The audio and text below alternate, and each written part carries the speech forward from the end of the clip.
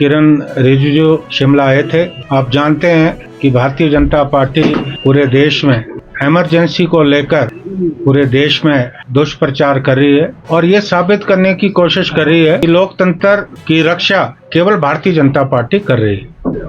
अभी भारत सरकार में अल्पसंख्यक विभाग एवं संसदीय मंत्री श्री किरण रिजिजू शिमला आए थे। आप जानते हैं कि भारतीय जनता पार्टी पूरे देश में इमरजेंसी को लेकर पूरे देश में दुष्प्रचार कर रही है और ये साबित करने की कोशिश कर रही है कि लोकतंत्र की रक्षा केवल भारतीय जनता पार्टी कर रही है। अब मैं यहाँ एक बात कहना चाहूंगा कि किन परिस्थितियों में इमरजेंसी लगी। हम तो उस समय स्कूलों में पढ़ते थे।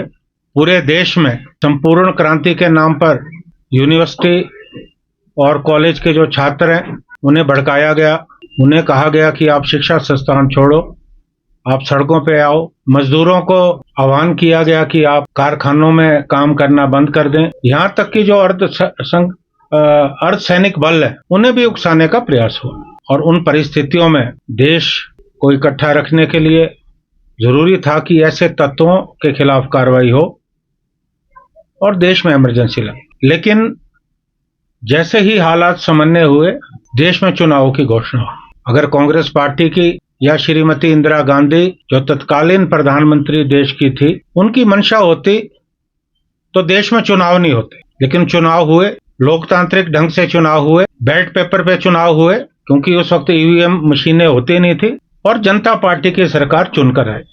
क्योंकि एक माहौल देश में श्रीमती इंदिरा गांधी जी और कांग्रेस पार्टी के खिलाफ बनाया गया और परिणाम स्वरूप जनता पार्टी जो विभिन्न दलों के घटक शामिल थे, मौजूदा जो भारतीय जनता पार्टी है वो भी उस पार्टी का हिस्सा थी।